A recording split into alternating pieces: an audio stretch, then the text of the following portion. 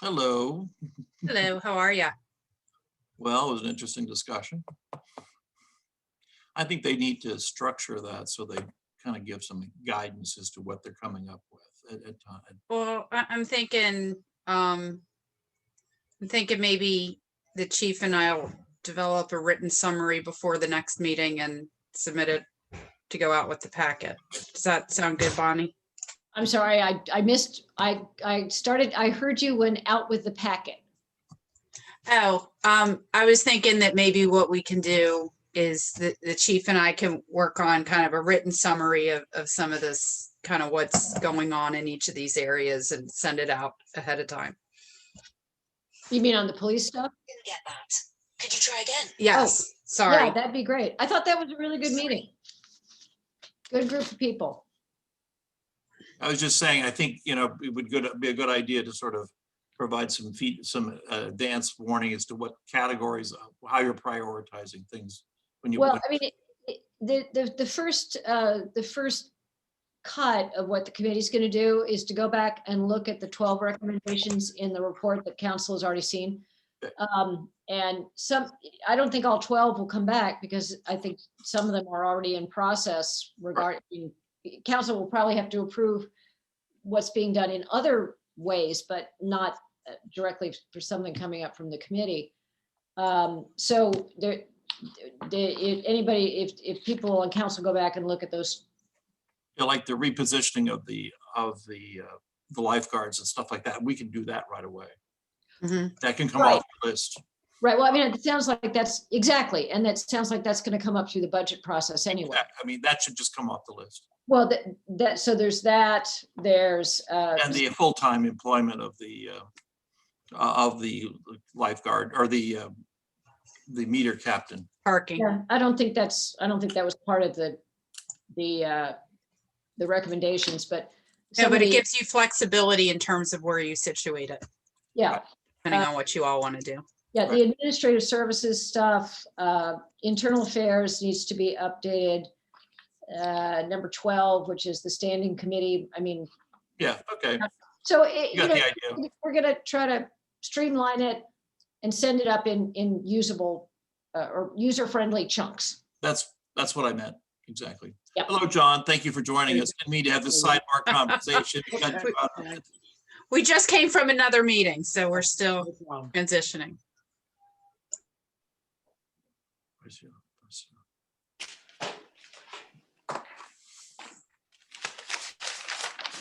My screen there. So yeah, you should be able to share your screen. So it's 6 o'clock. So I'd say, Mayor, do you want to open the meeting and turn it over I to think John? let's give it a couple minutes yet. Okay. Because we only have, it looks as though we only have 14 total participants. And most of them are us. So I think, given the fact that we've invited some, we only have 7 outside people. Let's give it a minute.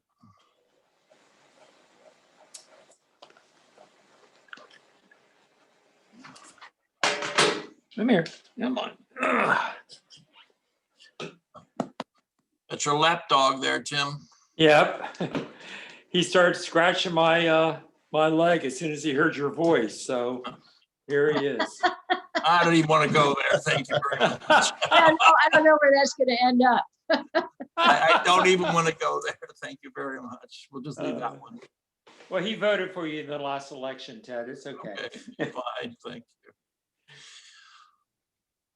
All right, well, That birdie or bird bogey? But it's bogey. Yeah. Birdie's content to just sleep. is Bertie older? No, these guys are from the same litter. Oh, So okay. yeah, Just different temperaments, okay. very different temperaments and personalities. Yep. Okay. Well, it looks like we're going to be just 7 attendees right now. Hopefully some other people will join us, but so let's go ahead and get started. So it is Thursday, January 28th at 6:05, and we are here for a meeting with John Boisio from Merge to talk about wayfinding signage. And John, thank you very much for joining us. I think we're very anxious to learn more about what you've come up with. And you've been with us before, and I think we're back this time to primarily talk about some of this, how it could be broken, because you made an overall proposal or an overall statement. And we're particularly interested in how it could be perhaps looked at in various segments. So thank you very much. The floor is yours. Sure, and we're also going to look at some design updates that Exactly. based on comments we've gotten up until this point. I know council's on, but there may be some other people on that have not been part of the previous meetings. So I thought that I would just sort of give that back, a little bit of that background. I know you've heard it in previous meetings, but I figured I sort of just run through that. So for those who may not be familiar with the program. Great, thank you. So just where we've sort of what we've been doing over the past several months is we started last year in December on this project and conducted a wayfinding analysis and some schematic design presentations. And we went through that process last year in April with the steering committee. We also had a survey monkey in May and gathered some feedback. We went in front of the parking committee in October, and then city council in November of 2020. So at that meeting, it was requested that we do another public meeting as well, based on some of the designs. And we've updated some of the, I'm going to show you the original 3, and we've come up with option 4, which sort of combines a number of the comments. For anyone on the call who's not familiar with the project, it actually started through another project we were working on with Delaware Tourism to look at the signage along Route 1 and how we can improve that, and then potentially move it into both Lewis and Rehoboth Beach. And we had come up with some original early concepts on that. And then that was actually, Rehoboth actually went forward with portions of that. And you may have seen that pop up over the last summer, where vehicular and parking and bicycle signage started to get installed. So this is sort of a natural extension of that as well, although we do know that Lewis is different, and you'll see that the designs are slightly different as well. I think, one of the things we've shown from the very beginning is that the wayfinding is not new to Lewis. It's out there. Right now you have signs, you do not have a sign program or a sign system. So, a main part of this project also is to reduce signage clutter and co-locate signs, co-locate messages, and just provide information that is a little bit more consistent to the first-time visitor. And if you think about wayfinding, we always think of it as big picture in. So someone arrives in Lewis, then we're going to direct them to a district. They park their car, and then as a pedestrian, they get guided around to their destination. And we did a series of wayfinding analysis studies, as where the routes coming in, where are the decision points, where some of the trails or gateways as well. Lewis obviously has a unique gateway in the sense that you get off the ferry, and that's another place where you could welcome people, but also where you need to start your routing and your direction. We looked at creating districts as part of this. It's a very common wayfinding tool for us, that you direct to a district, and then once you're in a district, you get to a destination. It helps us control the amount of information that you can present on a sign as you move through the city. And then parking, there's all kinds of parking signs out there. So this is one that we showed a lot that, sort of emphasizes the idea of sign clutter. So you'll see we try to create an identity for parking. So as you come into town, you start to see it. I think you'll see that in Rehoboth, directing to their parking lots and then identifying those lots very clearly with a P in a circle. And then the bicycle and trails, that's just another access point and another point of providing direction to people along the way. And then we've talked in the past about the Lewis Byway, historic Lewis Byway, and how you can incorporate that into the program as well. So you'll see that when we get into the designs. I included this picture. This is what we did up in Wilmington, where you have the Brandywine Byway incorporated into the sign so that you're not doing multiple signs and sort of trying, again, this idea of co-locating messages so that you're not creating clutter. So this is one of the ways we did it there that was acceptable, and we'll try to do something similar here, and you'll see that in the designs. So we went through a schematic design process, you know, some of the things that we wanted to consider were the sign panel shape and the cutout, the pole, the collar, and the base material. So you'll see that as we sort of jump through these, and then I'll show you the option 4 is where we landed. Again, it came out originally from this idea of sort of a regional wayfinding program, where you had these different cutout shapes as part of the sign panel. So our option 1, this was the menu of signs where you had to, and I'll zoom in on some of these, where you had vehicular signage, parking signage, and then pedestrian elements as well. So this was a way of bringing in the historic Lewis Byway into the panel itself. This was a shape that we pulled from a couple other signs that we saw in town. This was not a shape that in the reviews we've had to date were favorable. So you'll see that as we move through, but in that original design, that was one of the design options, the shape.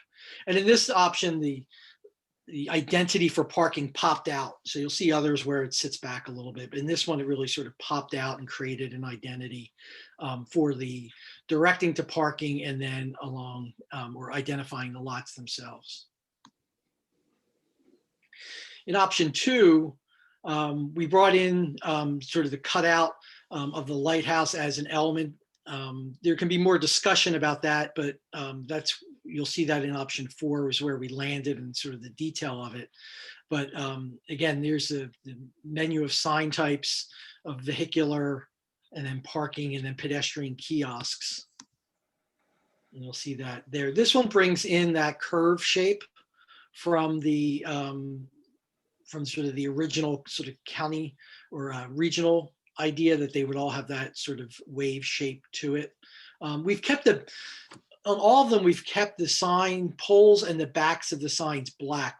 One reason being is that sort of fades into the background more. So that whole idea of reducing sort of visual clutter, and especially in Lewis where you have narrow streets and you have a lot going on, the more we can sort of get the non-important signs like the back of the sign to sort of disappear into the environment, that's one of the helpful things that we can do. In this option, we had brick bases as part of both the parking identification signs as well as the kiosks. And then option 3, we brought, again, we were using in this sort of more traditional shape of the sign, which I'll zoom in a second. And again, the sign types. In both option 2 and 3, we were using a blue P, or I'm sorry, blue circle with a white P for parking. So it doesn't pop as much. And that was something people did not like. And you'll see that as we go to the next one. But then again, just trying to get a consistency, even just with size. So, smaller welcome signs where we don't have a whole lot of room, but a consistency in size will also reduce the amount of sign clutter.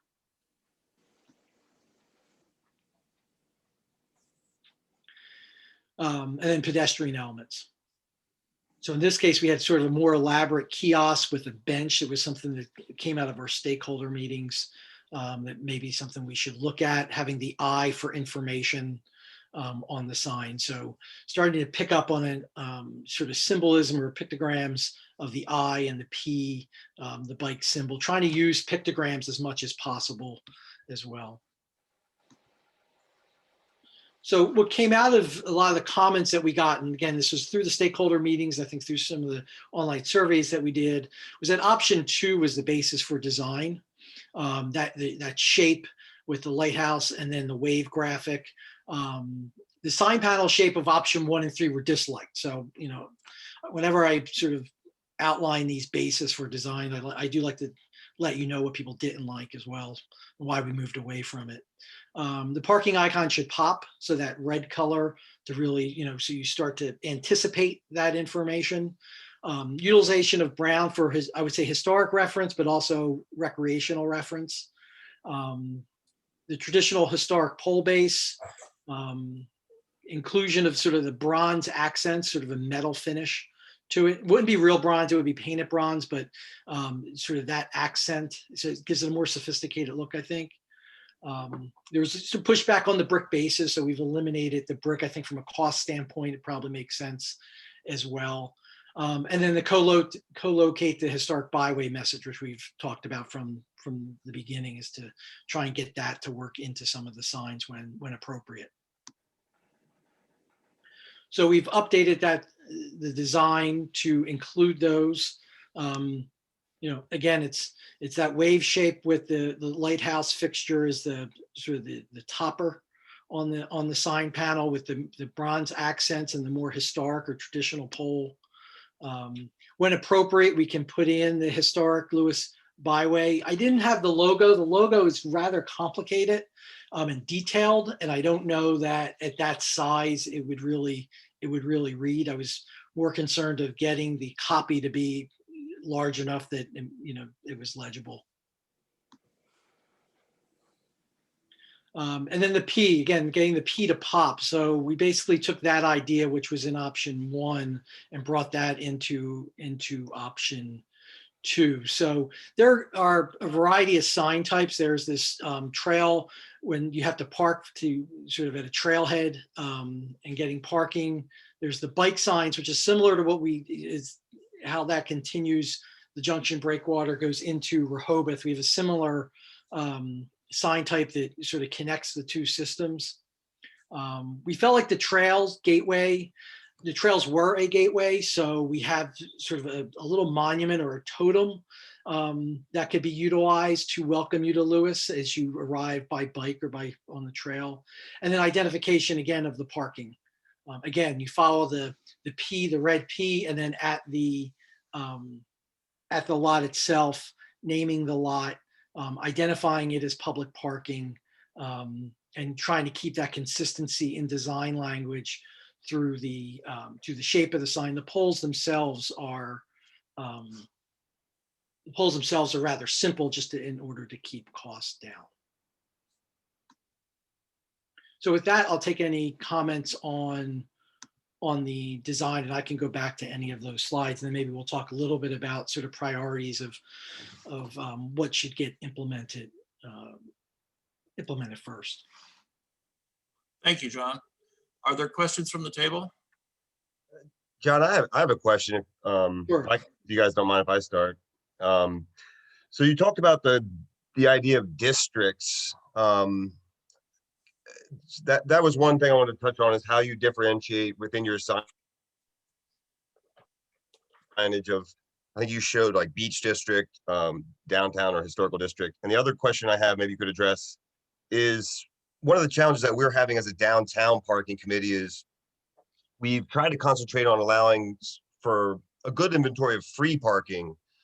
And as you know, Lewis has metered parking as well. So we've debated on the psychology of, do we simply just charge more to push people out into the free areas, or is there effective, in your mind, signage or ways of using, say, a red P versus a blue P that could be equally effective in sort of alerting people that there may be, although farther away, more economical parking?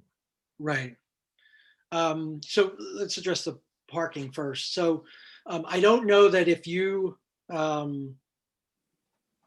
color coding when you're in an exterior environment is a little bit more difficult than, say, in an interior environment where you can sort of coat the entire area and sort of let people know what the meaning is behind it. So I don't know that if you did a different color P for different types of parking, that it would translate over.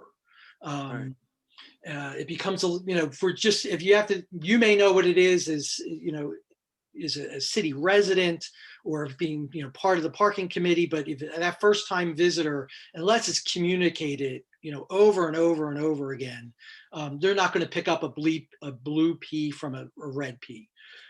I think what you can do is, and we did this in Rehoboth, as you come down Rehoboth Avenue, we've pushed people to additional parking. And then we've also put up signs where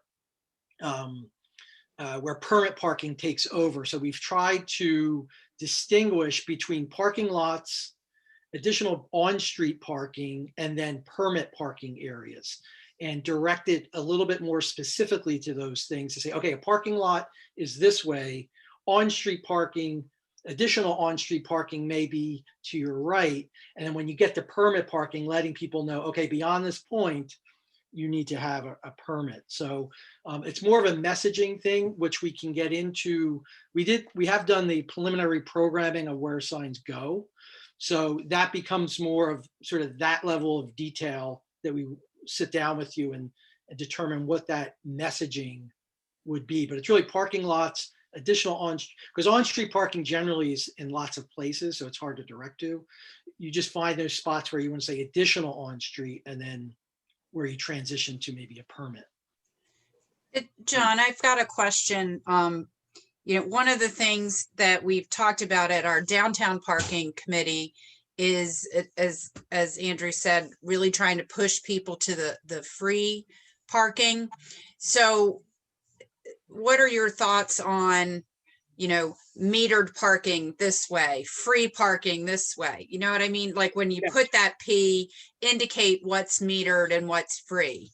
Yes, and when we have worked with Amesbury, Massachusetts, and they have free parking all over the place. And we say, use the word free.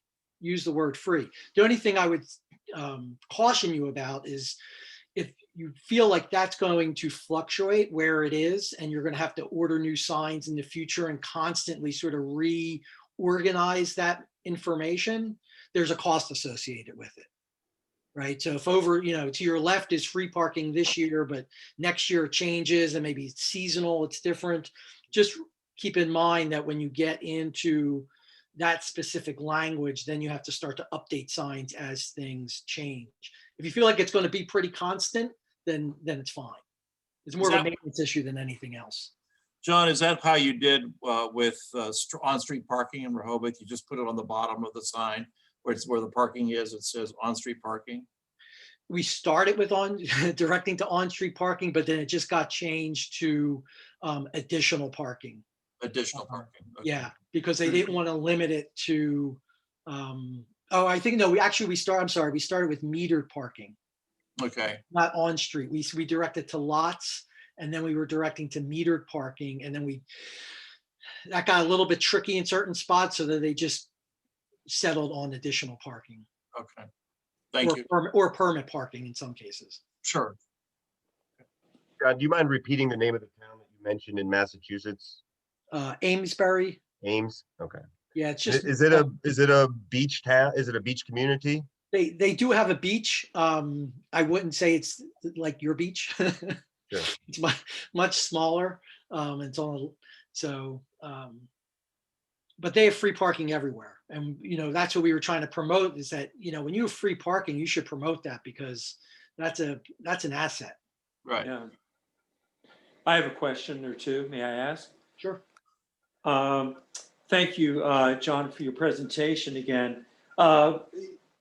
Speaking to your sign design, I know you described the backs of the signs being, you recommended that they be painted a black or some dark color. Mm-hmm. My question is it possible for that one post or pole to support, could you have a two-sided sign on one post? So usually on vehicular signs, they're not double-sided unless they're depending upon the viewing positioning, because signs, when they're you're looking for it on the right-hand side. If you put it, again, depending on the width of the street, if you had a double-sided sign, you wouldn't pick it up as much. So typically they are not double, at least the vehicular signs are not double-sided. Other sign types, like the parking signs, Right. those are double-sided. Trail signs are and bicycle signs are sometimes double-sided, but the sort of larger vehicular directional are not. I see. Okay. And this next question is about that ugly thing called cost. And that is, with the different design elements that you have shown, is there a consequence to the choice? In other words, this preferred sign shows, or design has the cutout for evocative of a lighthouse. Right. Is that a more expensive sign than one of the other ones that you showed? It doesn't have that much of an effect. The way I always explain signage, especially when you start to get into the larger signs, like the vehicular directional signs, is that half the cost is the footer and the installation of the sign itself. Right. So if you have a $3,000 sign, $1,500 is going to stuff that you don't even see. So there's no way really to get a $3,000 sign down to $1,000. Can you knock a couple $100 off the sign? Yes. The things that add cost to this type of system are the base. And I'm not sure if you can see my mouse or not, but Yes. the historic, the sort of that decorative base at the bottom, that's what adds cost. And then in those options where we brought in things like brick, that's what Right. adds the cost. Of course. So we tried to be cognizant of that. So you'll see that the base, we're only using it on the vehicular ones, which I think are sort of the ones that you're going to see downtown and are important. But when you get to, say, just a parking ID sign or parking directional, it's just a simple pole. Right. So that's going to save the cost on the sign types that I think are, I don't want to say less important, but scale wise, don't Right. carry as much weight as the others. Good explanation. Two more questions have come up. One of them is, what is your experience with legibility at nighttime? Sure. Go ahead, please. Yeah. And the other related question is, are any of these signs illuminated? So for the vehicular directional signs, it's high intensity reflective vinyl. So Okay. I would encourage you to go to Rehoboth and drive through. They're the material. It's a requirement. When your headlights hit it, it lights up. Okay. Anything else, the parking signs, they would be reflective as well. And you'd probably do the parking lot identification.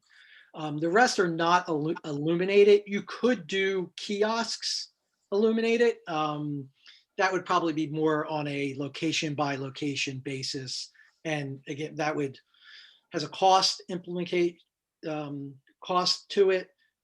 Also, you have to make sure that you have power. Of course. So- Right. Right. But that is a product, if you will, that you all provide, that you all sell. Is that correct? The We do not. illumination? Yeah, we do not build or install signs. So we're just designers and planners. So I understand. So our next step is really to take this to a specification level so that the city can then go out to bid and get competitive bids for the actual products. But everything that's here is a common sign making material. Right. The base may be a product, but everything else is just common sign materials. Sure. Thank you. No more questions at this time. Thank you. John, there's a question about the seasonality of our parking meters. How did you address that in Rehoboth? Yeah, so Good question. yeah, we had that in Rehoboth. So there are signs as you come into town in Rehoboth that tell you what the rules are, basically. And they had those signs before that they Right. would put up and take down at around Labor Day, Memorial Day, week before, week after. And we replaced those with signs that look like the system. So before they were sort of like these red and white sort of regulatory looking signs. But now it matches the system as you come in. There were some other signs, parking directional signs that, again, it's part of their operations. They take those down and put them up as necessary because some of their roads also, I think off Rehoboth in the summer, you can't make a left. In some cases, you can't make a right. So they had a sort of seasonal process that they go through, and I'm sure you do as well, where some signs come up and down and we just work with them to message it correctly. Yeah, the decorative bases you've specified are consistent with the decorative bases that we have used on other street signs and the lamp posts in Yeah. the main corridor of Second Street. So Right. thank you. And they are breakaway, so you can't see it there because it's in that Right. base. But anything that's vehicular or within that right-of-way area, then that would be, it's a breakaway underneath. We've had that experience. John, is part of your service, you showed some images of what, some would consider part of Lewis's character, which are the signs, but some, I think you were using to illustrate the sort of crowdedness of our signs. Is part of your service then to suggest which ones we are to eliminate? Is that part of what you're? Correct. So there's another plan that's a detailed plan of where the signs go and what they say, which we'll start to be reviewing with the town. When we're doing that, we are commenting on it's a remove, replace. And then as we're marking it up in the field, we're also giving you that information as well. So we're not adding, I mean, that's an important point, is we're not adding to what's out there. We're trying to replace it with a consistent system. So hopefully there'll be less signs. We don't necessarily have that count yet. And there was a question that came across in the chat. I think Rob had asked this in our previous session, if I'm not mistaken, but is it around the idea of a digital sign? So Derek Award asks, is there a need or desire for a digital sign where the city could update community messages like those that were essential during COVID or 4th of July? Sure. So you could, other than, an emergency sign that you may be putting out there, like a DOT sign, we have a number of clients now where this kiosk or one of the kiosks or two of them are digital. So we can add that cost to it if that's something you want to do. The way there's sort of the design of it and there's the cost of it. That's like sort of one bucket. But there's another bucket you have to think about. One is from a policy standpoint, are you allowed to do it? Right. So that's a question I always have to ask before we even go down the road. Are you allowed to have electronic signs? Are you allowed to advertise? Right. The other part of it is the content. So the difference between a static sign and a digital sign is how the content is delivered. But if you take one step back in developing the content, that's the same regardless. So say you want to list all the businesses on a sign, regardless if it's a printed piece that goes up there or it just gets pushed there data wise, you still have to have somebody updating that information on a constant basis. So there's a content responsibility that you have to sort of be honest with yourselves to say, yes, we can update it, because if you go around, I go around often because I have to look at signs, but I'll see a lot of digital signs with black screens. Yeah. Right. And there's a black screen. Or dated information. Yeah. And it's not because the screen doesn't work or it was a bad design or anything. It's because the person who was in charge of doing the content is no longer there and no one picked it up. Just give it to me. So it's more of a content question and a policy question than it is design wise. But we are doing digital signs, kiosks of that size with a digital screen on it in a couple different places right now. Do you have any examples of those kinds of signs in this area, John? In your area? No. Okay. Rehoboth has none, correct? Correct. They're all there. We did kiosks there, but they are static. They have a map on it, and then they have a interpretive panel at the bottom, which talks about like the history of. Go down there and look. And the Brandywine Valley has none. Is that correct? Well, that the Brandywine Valley was strictly a vehicular wayfinding program.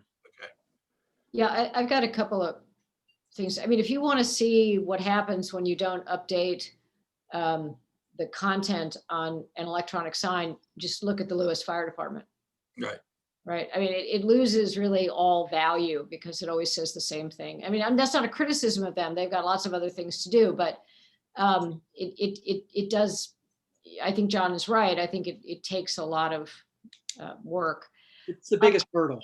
Yeah, John, thanks for your presentation. I'd like to follow up on the replace, what will these signs be? More signs, fewer signs?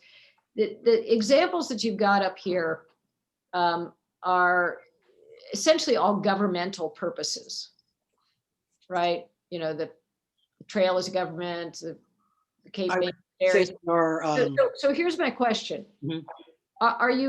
Is the anticipation here that this sign program will deal with the churches and the Rotary and all the rest of it? Or do you anticipate that those entities' signs will remain? So this system will direct to, we're limited to directing to nonprofit, arts and culture, parks and rec, government facilities, as you said, historic sites, those sort of things.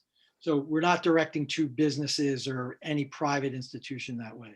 No, but I mean, we have a lot of signs already, as Andrew noted.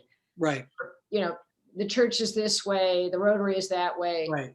What happens with those signs? So Those are all nonprofits, so. yeah, so it's a good question, and we have to sort of make that decision on it. So if we're going to include churches on the list, churches are destinations that we get that question a lot, and it really depends on how many churches you have. If there is already an existing policy that allows for directing to churches, and don't be fooled that churches don't go out against policy and put up their signs when they're not allowed to. That happens often. So it's more, we can include them on the system and in the messaging. You just have to decide on, how many are there, and do we want to include them or not? We haven't included them to date, but it's not Right, but they have to be consulted as well. I mean, this may not be for example, the Episcopal Church, in every place that there's Episcopal Church, it's a very identifiable sign. So they might not want to give up that, iconography. But the next question, it seems to me that if you you're in for a penny, you're in for a pound here. I don't see how we could say, from the city's point of view, all right, we're going to provide signage for this list of nonprofits, but not that list of nonprofits. I mean, assuming that they all wanted to be included. So I kind of think, I don't know how you can differentiate between those two. Within, if you embrace that additional cohort, I think you have to go to all of them. And if you don't embrace that cohort, then we still have, to a large degree, the sign clutter that this was intended to address. So that's just a point there. On the I think the answer to that may be that many cities that we work with will make this system a policy that this is the official wayfinding program of Lewis. And that this is how, and that if you want a sign up, it's going to fall within this system. Now, if you decide to grandfather those things in, like you just said, that's probably another discussion. I'd find it very, very hard to tell our nonprofits that it was our way or the highway, almost literally. That's just my view on it. But on the parking, I understand that red is a vibrant color, but in my experience, parking Ps are almost always blue. Is that an accepted sort of international symbol? And would we cause confusion if we went with a different color? There is not a requirement for the color for parking because you'll see many parking signs where they are green. Right. Right. So, you know, the one that traffic engineers will always point to is what I call the P arcing sign. It's a giant P with the word arcing underneath it. You know, this is what we did, not red, but we did a similar sign in Rehoboth with that P. It's a lighter blue just because of the palette. But that was just because that was the palette. So we've done, you know, Frederick, Maryland, we used green. You know, we've used other colors. We usually sort of keep it in that red, blue, green area. But I think we can look at this as well with that color. I think what came out of the comments up until now was that it should pop. And I think that's what we were trying to maintain. Yeah, but I completely agree that we do need, I mean, I'll go this far with it, that we do need better signage on how to find. We took it from, and I don't know if I took it out from a previous presentation, but we looked at like your shield, and that's where the red came from. We didn't use yellow because yellow tends not to work real well with a white P, and then the black P sort of looks weird on it. So I think we took the red from the shield portion. Okay. Thank you. The final thing I wanted to follow up on is cost. I have my notes from a past one, and the preliminary budget for Lewis was, according to my notes, was $320,000. The estimate was that the vinyl would last for 7 to 9 years, the paint would last for 8 to 10 years, the signs would last for 15 years, and that maintenance would run $21,000 a year or $315,000 over a 15-year period. So if you add the 320 and the 315, you're looking at $635,000 for the next 15 years for this signage. Has that, I mean, but that I think included the brick bases and things like that. Do you have updated numbers for us? I would say that brings what we've done here to eliminate the brick and to simplify some of these poles, probably reduces it about 20%. For the initial cost and the maintenance? The maintenance is always, what we recommend is 10 to 15% of the construction cost. So the maintenance costs would come down as well. Okay, so instead of $600,000, you're looking at, what would that be? 480. 480, so call it $500,000 to do this and maintain it over 15 years. Is that a good ballpark? I think that's reasonable, yeah. Okay. And would that that would sign the whole city? Is that correct? Correct. Yeah, what we've programmed is citywide. Right, thank you. Just want to make sure. Hey, John, the other thing is we talked about the idea that this could be done in incremental situations, so that we might start with parking or start with the core and move that out rather than take the whole thing at one time as Rehoboth did. Did you give any thought to if we just did the core area, or just, you know, that sort of and then added incrementally over the next couple of years? Yeah, so when you phase per sign type. You can't Right. phase per area, because if you phase per area, you know, say you do the main road and then you turn someone left, but you haven't done that road, you leave them off. So in my recommendation for this project has been do parking and pedestrian elements first, then move out to do vehicular, and then move out to do gateways. So that's another strategy of phasing is inside out. Right. You have gateways now, right? So I don't feel like that's like a priority.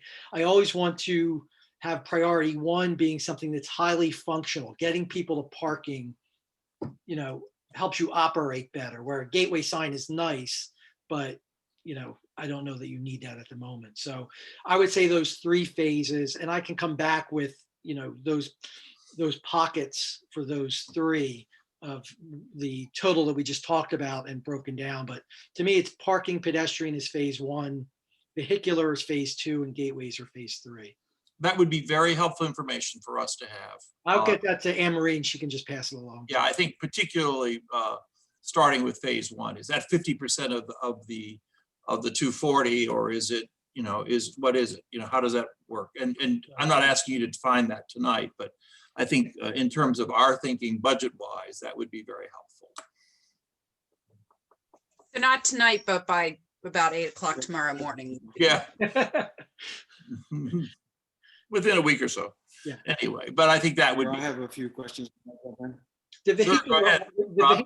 vehicular are normally the more expensive because you have footers and you have those decorative bases. So well, they're also larger, I would think. and size, yes. Okay. Rob, you had some questions. Go ahead. I do, thanks. I wanted to follow up a couple of Bonnie's. First on the arithmetic. I think, Bonnie said that her notes say 320,000 for the implementation. And then you recommended 15 to 20% a year for maintenance. 10 To me, that's more like 45,000, 35 to 45. it was Is 10 to, that, it was 10 am I right on that? it was 10 to 15%. 10 to 15%. Right, so 10% of 320,000 is 13,000. I guess would be higher than Bonnie had included in her calculation, if I'm not mistaken. It's Assuming your ballpark number is accurate. it's a rule of thumb. Sorry, go ahead. It's just a rule of thumb, that 10 to 15%. Okay, so was she right in saying that your figure for implementation was about 320? Previously, we think it's a little bit lower now. So say 300, so the maintenance is going to be more like 30 to 45,000 a year. Mhm. Is that right? Yeah. I mean, Okay. I could probably talk. And is your- I could probably talk to Evan over in Rehoboth and ask them, how much maintenance they've had in the first, because they're coming up on close to a year, maybe about 9 months in, and see if they've had a lot of maintenance. Well, one would hope they wouldn't have much in the first year. Actually, I you would get more in the expect this first to year be- because Pick up as the years went on. for some reason, as soon as you put one sign in, it gets hit. So and you figure out where to move it to. And if we were to retain you, if we were to retain you to go to the specification stage, I think you mentioned, what would your charge be for that? Or would that be included in the implementation charge? That's in our current contract. For It's already in your contract. the bids, the documentation to put together the bid spec is in our contract. Yeah. It's already covered, Rob. We've already paid for it. Yeah. All right. We We will. haven't paid for it. Haven't paid We've for it. signed an agreement to pay for it. To pay for it. And we paid a Okay. portion. Okay. Then my last question, actually, my last couple of questions are, once I've found parking, and I think I agree with everybody that the parking signs are probably the most important, and I get out of my car, what I'm looking for is not aesthetics, but information. And I'm looking at the far right sign. It's quite hopeful. It's got a map. And do you have included in your plan a sign with a map that will show people how to get where they want to go? Yeah, that's part of the wayfinding strategy, is that once you, at major parking areas, once you get out of your car, that then there is a kiosk there that provides you information. It might be that size, or maybe as we move through this, we may develop it maybe a slightly smaller size, but that is the overall strategy. That it's either right where you walk out of that parking lot or nearby at a corner where it's typical that you would walk past it. Okay. And further on that, you mentioned that you're not allowed to point to where for-profit establishments are. Mhm. Who says that? We cannot do that on vehicular directional signs like what you see on the far left. And you can't do it on a pedestrian directional sign. You can do it on the kiosks. You can't have advertising in the public right of way. But Can you can say do it- something like business district or restaurants or Correct, correct, you can do something like that? correct. You can use- Shopping, that Yeah, kind of thing? yes, I you mean, can use a generic term like shopping and dining, which we've done, we have that in Rehoboth when we pushing people to different shopping areas. So shopping and dining. Places of worship, could you use that as a broad term? Yes, if there was, yes, that's a way of, what you're starting to refer to as clustering. So if you have 3 or 4 churches down one block, you could say churches, and then that way, and then as you get closer and you have to separate people, you would then separate them out. Again, the kiosk is something that you can start to put private businesses on if you want to go. Again, that's more of a content thing than anything else. So we could sell space on those signs, I guess. Like what the, when I go to a mall, let's say Tyson's Mall, I want to find where the stores are. So you could have a map at the parking lot that says, if I want to find an art gallery, a museum, a clothing store, they're listed. Yes. Yeah, so you, Okay. again, that one on the far right, that's the sign type that you would use to list those things. As we had the conversation regarding content, it's more of a content issue and updating that than it is that you have to decide if you want to include that or not, especially in the They'll past. change it in a year. Is there a way to keep them updated more economically than others? If it's going to be updated with businesses, we suggest that that panel be vinyl. So it's basically a large sticker, and then you can remove that sticker and put a new one. So then it's only a couple $100 to replace it. Thank you. Thanks, Mayor. Okay, thank you. John, I just have one more question. I apologize. I'm the treasurer, so I guess I'm tasked with asking the most questions. That's fine. But in any event, I think I brought this up last time with respect to mobile wayfinding.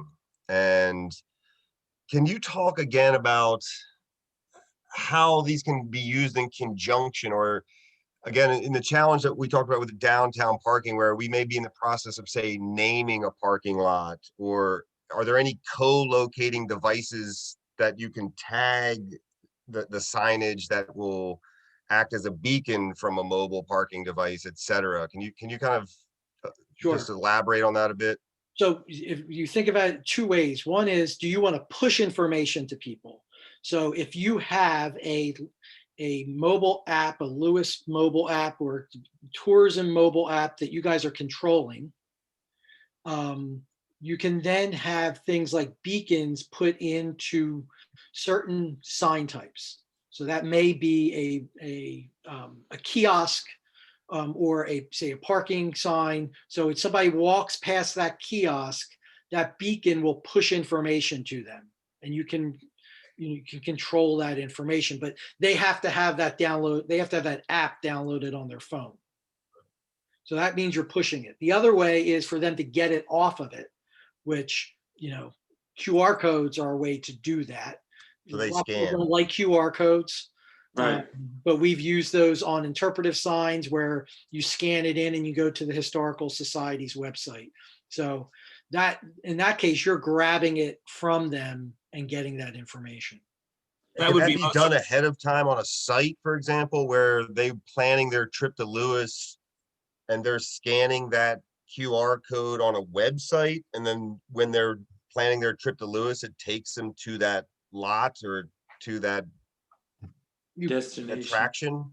Yes, you could do it in a way that before you get there, you scan it in and it would give you directions to that parking lot. And I guess you could, if it's pushing information, if you're using that aspect, if a parking lot was filled, that it could push you to a parking lot where there is vacancy, where there's, there's Right. spaces that are open, right? Yeah, we were working with Austin, Texas, and they were looking at something where, it's obviously much bigger, but they've lots of on-street parking, and they can use algorithms from the way the parking meters are used to tell you even on-street parking if there's available parking. They're not doing it space by space by space. It's more based on, okay, on Friday nights, it's usually full, but on a Monday, at 2:00, you're going to find space. So, you can get into that level of technology as part of this. There, I mean, and this would be totally separate from the wayfinding, but I mean, there is technology, and I think it might even be available through our, the company that we use for our meters. But there's technology that has sensors, and that's where, like, if you go to like BWI airport and it says X number of spaces available, I mean, there's that technology. It's just very expensive to implement. well, we're doing it. I'll try and get pricing because we're doing it. We're working in Apex, North Carolina, which is a pretty small town, pretty small downtown, probably comparable to yours. They are looking at doing exactly what you said in their parking lots. So they're going to have signs. I'm not this year, but maybe sometime out, where as you come in, it's going to give you their 3 parking lots and tell you how many spaces are in that lot before you get in, like right on the edge of downtown. And then once you get to that lot, it'll also tell you how many are available. So they are looking at that technology as they are updating their parking, surface parking. Well, all I'll say to that is I hope it works better than BWI. Because, it'll tell you there's a parking space and it's not there. It's not there. I gave up on it. But I did have one other question. I think the answer to this is no, but just when we started talking about pedestrian signage in particular, do we have any ADA requirements with respect to this signage? You have ADA requirements in respect to the placement of the signs and the clearance around it. Yeah, no, I meant the content. The content, no, you do not have to have Braille or anything like that on it. Okay. It's all based on the configuration and the clearance. Yeah, well, it's been very helpful to have the little shadow figures that that say, okay, here's a 5-foot person, so that you get some sense of how tall these things are and what the proportion is of the sun facage to the. And that is all based off of they're not ADA requirements, but they're federal requirements for 7 feet. The sign has to be 7 feet to the bottom of the sign. We have to use 4-inch high copy on lower speed roads. So that sort of scale is all getting based off of that. Yeah, I mean, I will say, I did go down and look at the signage in Rehoboth, and some of the signs are, and this is not a criticism of you, don't get me wrong, it's probably decisions that were made by Rehoboth, but some of those signs are the lighting, the lettering is so small and it's so crowded that if you're driving by, you can't take it in. That's a pedestrian sign. You're not supposed to be able to read it. Yeah, I agree that you cannot read it. Yeah, that actually, I'm not kidding about that, because what you'll see mistakes being made is there are vehicular signs which have 4-inch high copy that you can see. And then there are pedestrian signs that are 1-inch high that you can't see from a car. Because if you would make it 2 inches or 2.5 or even 3, you can almost see it. And then the cars start to slow down. And I was in a car and I slowed down because I'm like, oh, there's a sign. I wonder what it says. And then I'm like, well, I don't know what it says because I can't read it because it's too crowded and too small. So, I don't think that's very successful, with all due respect. It's the requirement. It may be, but if the idea here is to provide clear guidance, I don't know about the requirements, but I just don't think it works. Okay. It's my view. All right, are there any other questions for John at this point? I think, John, the breaking this down into incremental or phased installation will be really helpful for us as we approach budget cycle and looking at how we might go forward with this. So, Yeah, Ted, there's one more question in the chat. oh, I didn't see it. Okay, thank you. Yep. The bus tour? No, from Trina, for new businesses or those that go out of business, how would the signs be updated or changed? Is there a slot that replaces business names? Or mean, I think what we said was that you can't put actual Exactly. business names on there, but it is a good point about what happens if something changes and you need to change the sign. How difficult is it to change a sign or to cover up something that's no longer appropriate? Right, and I think that's where John mentioned the vinyl, for instance, on a kiosk, you could list business names, but if you have a period of time where there's more turnover than normal, it could be out of date as soon as you pick it up or as soon as you put it up. So I think it's kind of like the whole message board thing and websites and social media. If you're going to do it, you need to have a commitment to keep it up to date. So I think that's really going to have to be discussed. And the vehicular signs, again, they're sort of your more primary destinations and districts and things that don't change as much. If it does change or a name changes, that is also vinyl. And again, the simplest thing is you might be able to take the vinyl off and reapply over it, or you would just replace that panel portion and not, you're not replacing the entire sign. Right. If you, I mean, you're not going to do businesses on this. You might do it on a kiosk, but that's a whole nother story. Yeah, the museum's not going to change its name. City Hall's not going anywhere. I don't think the ferry's going to change its name either. No. So, okay. Are there any other questions from those in the audience? If you do have one, either raise your hand or type in a question.